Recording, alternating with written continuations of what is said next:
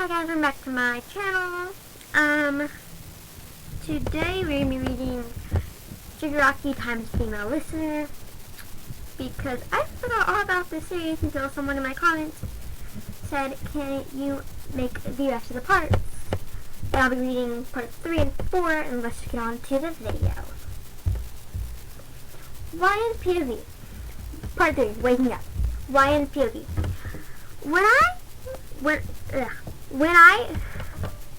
When I opened my eyes, I couldn't tell where I was.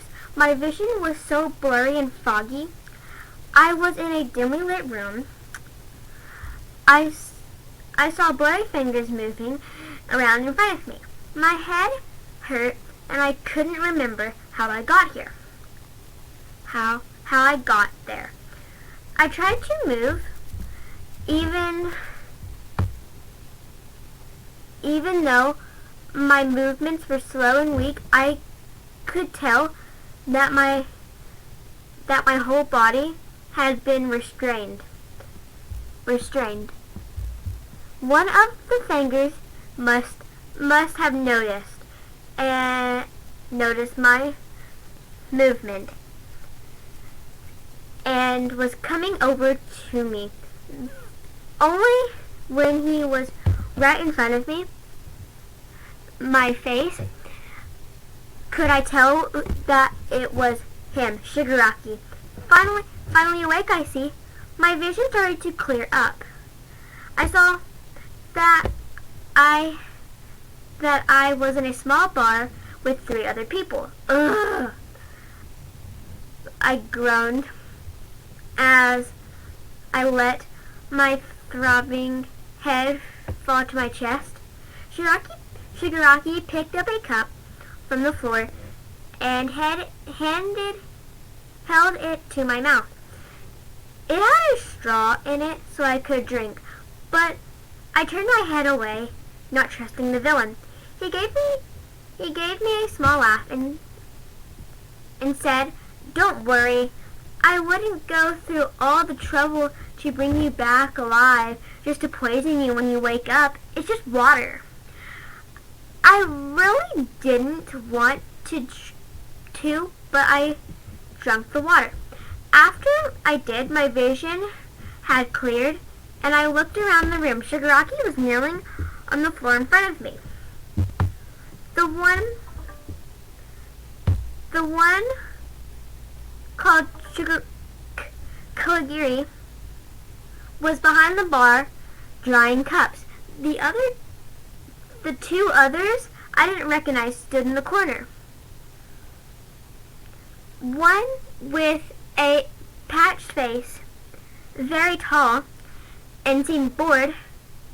The other looked about my age, with her blonde hair tied into buns. And she was looking at me with a psycho smile on her face. I tried again to pull my arms from the chain, but failed. No, not yet, Shigaraki said. We will only release you if you are trustworthy. My stomach made a noise and my face contorted in pain as I realized how hungry I was. Shigaraki got up off the floor and went over to the bar. He came back with a plate that had grilled cheese sandwich on it. He picked it up and held it to my mouth. There was no way I was going to eat the food from the villain. I turned my head away. If you are hungry, then this is the only way you will be able to get food. Or else you can sit in the chair and starve to death, he said. I wasn't going to eat, I told myself. My stomach growled again, and it felt as if it were eating itself from the inside and out. My hair turned fiery red as I bit the sandwich. I stared into Shigaraki's eyes that weren't covered by the hand he wore.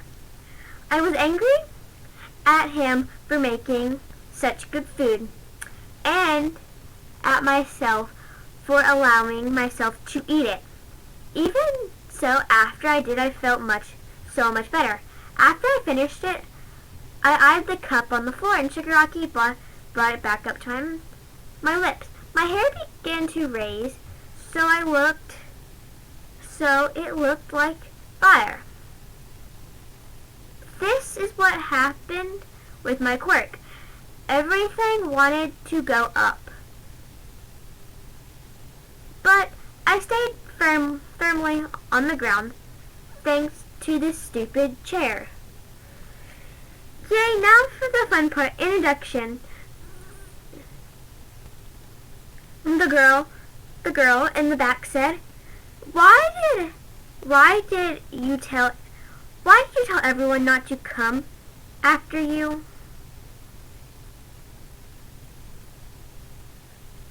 Shigaraki asked. I said nothing, but stared into his eyes and pulled my arms again. After my question, my answer, I'm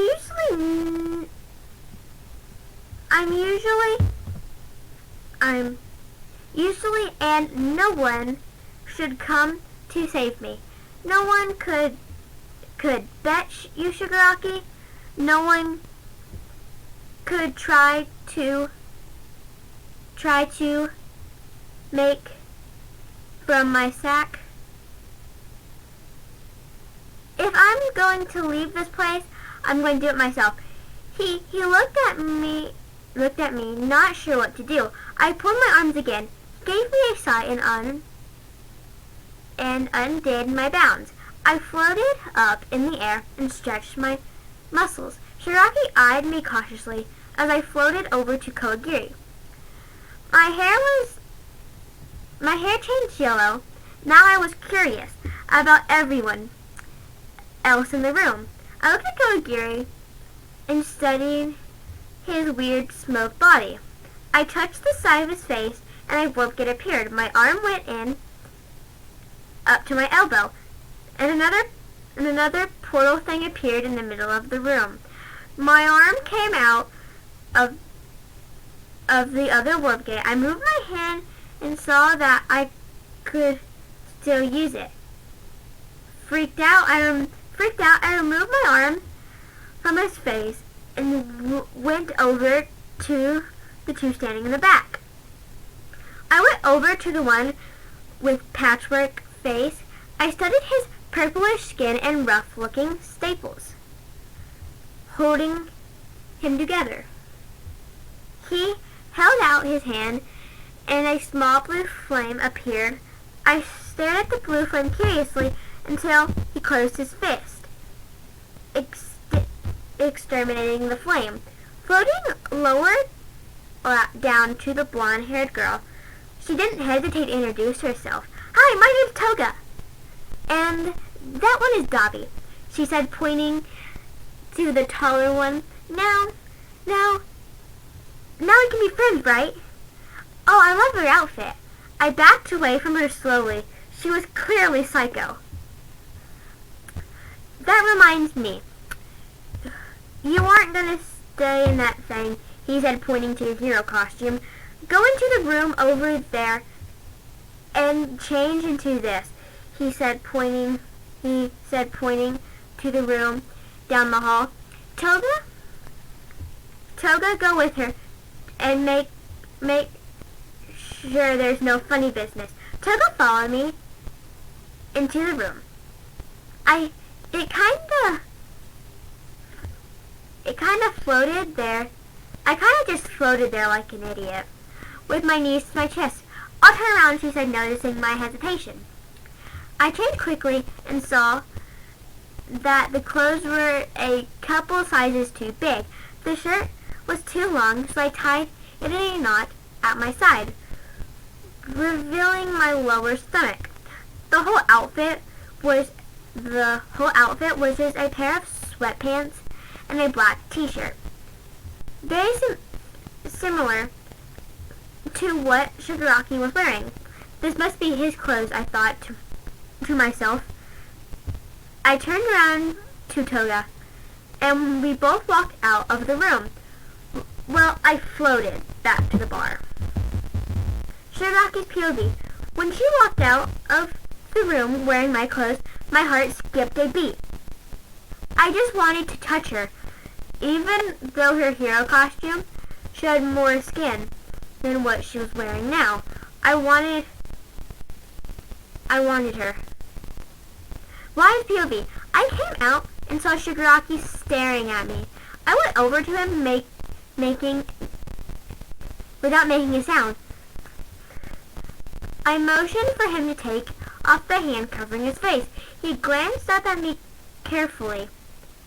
I reached up to the hand on his face, looking at him. He offered no response, so I removed his hand. His light blue hair fell into his face, covering his eyes. With my free hand, I gently brushed the hair out of his face to reveal his dry skin and blonde red eyes. He was beautiful. Ah, no! What am I saying? No, he's just a villain. I scooped myself. I held out a hand I was holding, forcing myself to look away. From his eyes. He took it carefully as to not decay it and placed it on the counter. He placed his hand on my shoulder and guided me over to the couch. Toga was already sitting on one side, and I was forced to sit in the middle between her and Shigaraki. I sat with my knees on the couch and angled away from Toga. I didn't trust her, especially because she was playing with a knife. She accidentally sliced her finger and watched hungrily as blood traced down her wrist. My hair turned spiky green color as I scooped as far away as possible. I hate blood, I thought. Say, I don't think I got your name. What is it? Shigaraki asked. YN, I replied, not making eye contact. All the villains did their own thing. Toga was now making small cuts in her fingers to watch more blood drip. Dobby was making his blue flames dance in the palm of his hand, and Kawagiri was cleaning the bar. Shiraki was watching as my head began to bob and my eyes became heavy. I fell asleep, and my head dropped to Shigaraki's shoulder.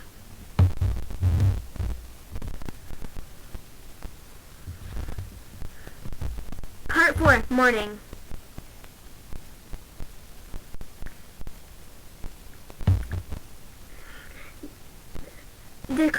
Disclaimer. The following chapter contains mentions of child abuse and substance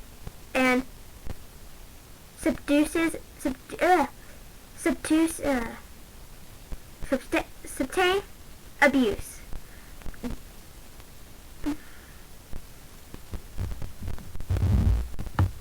I don't know what happened after I fell asleep, but when I woke up, I was laying across the couch, and my head was resting in Shigaraki's lap. There was a blanket over me, and Shigaraki was leaned back, his arms spread out on the couch. He was asleep. I sat up and wrapped the blanket around my shoulders. There was no one else in the bar. Must be morning, I thought. I could escape right now and go back to UA. Tell everyone I'm okay. Prove that I can handle myself on my own. I could show them that I'm not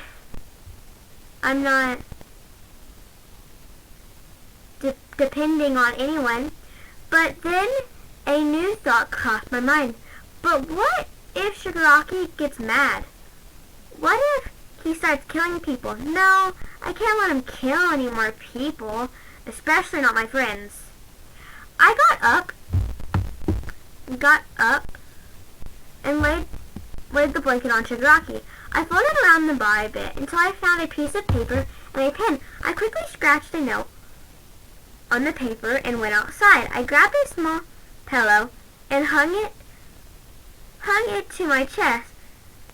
The sun would be up soon, and the pre-dawn light was getting brighter. I floated up really high above the building. I watched as the first hit of the light appeared, inching in way up the building. When the warm sunlight hit my face, my hair changed to a bright purple. The sunrise always made me happy. I closed my eyes and enjoyed the silence until I heard the door open and footsteps running.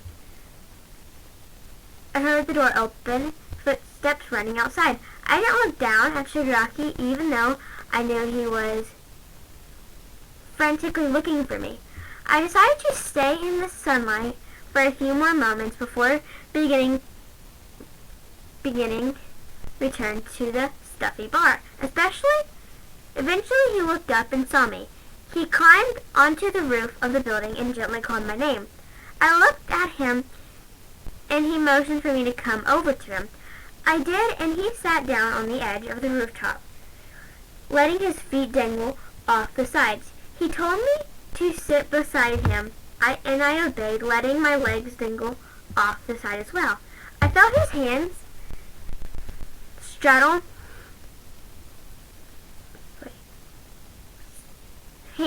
his hands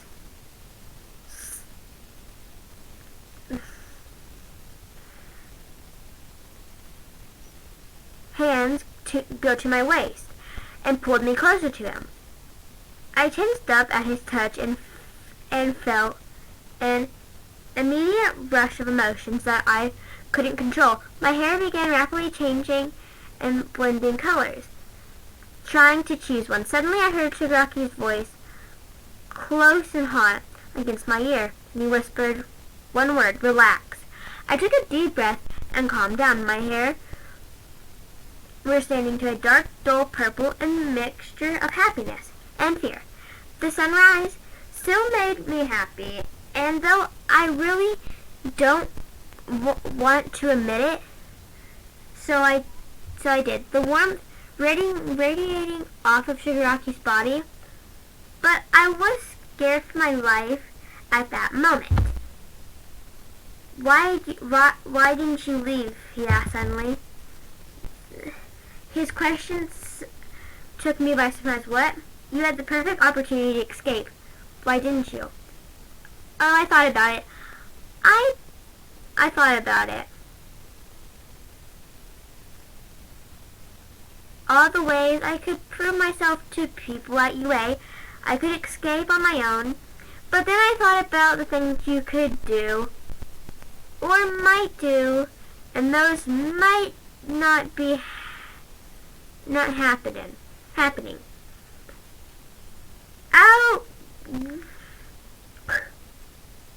Outweighed the possibility of my success escape. You put a lot of things into that, didn't you? Finding out the best way to protect most of the people. And if by staying you could protect your friends at UA, then you would stay. He said he was quiet for a while, and then he asked another question. The sun makes you happy, doesn't it? What? I said. Would he know? Your hair, he said, smiling, pointing to his light blue hair. It was bright purple when I saw you. Damn it! Why does it have to change colors? Yes, I like watching the sunrise. Are you afraid of me? He must have been referring to why my hair is such a dull color now. I spent a minute searching for the right words, finally said, yes, I am completely terrified of you. not here as a person, but what you are capable of. So either you are a nice person because you haven't killed me yet, or you need me alive or something because you haven't killed me yet. My response seemed sudden for him, searching for a reply. To be honest, I don't know why I didn't kill you at the USJ. Usually I would disintegrate anything, decay anything in my way. But instead, I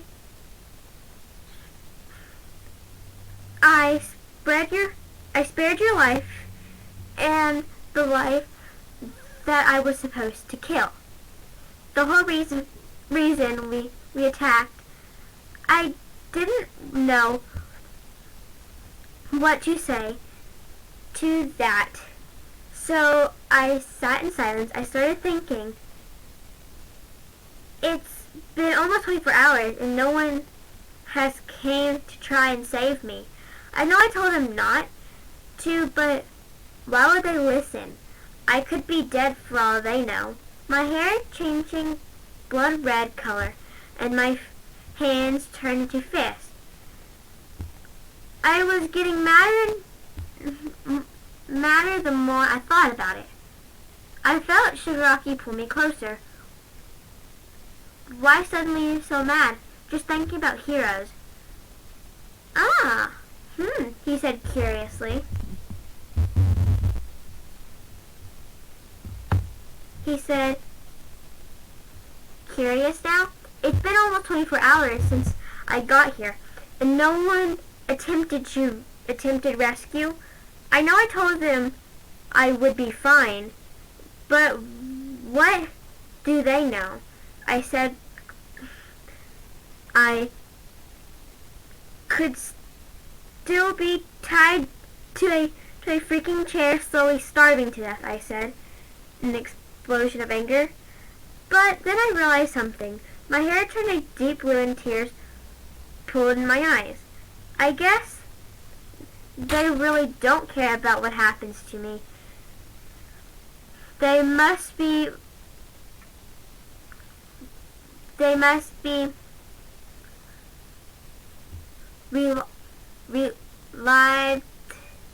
realize that someone so weak was so easily gonna rid of. I said, feeling the warm tears sliding down my cheek. Shigaraki gently pulled me into a hug and let me cry in his chest. I didn't care anymore. I just wanted to cry on someone. If you want someone to worry about you, then what about your parents? Wouldn't your parents be worried? No, they wouldn't, I responded flatly, sitting up. Shigaraki looked at me with a questioning gaze. My mom ran away right after she had me, and my dad left me with my dad. Never loved us and thought I was a mistake. Living with my dad wasn't bad until I was 3 years old. That's when I started.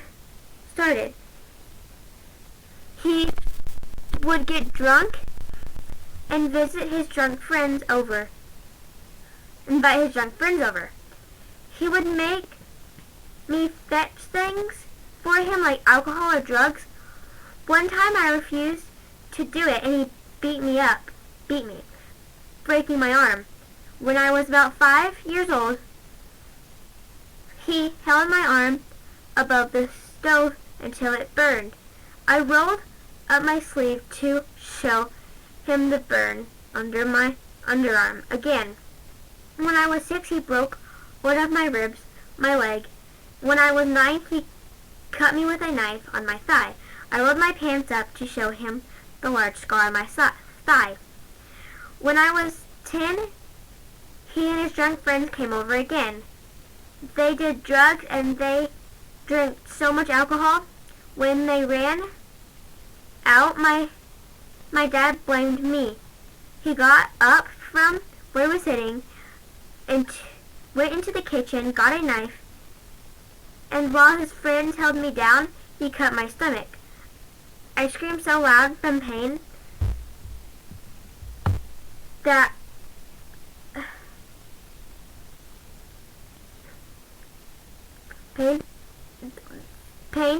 that one of our neighbors had called the police.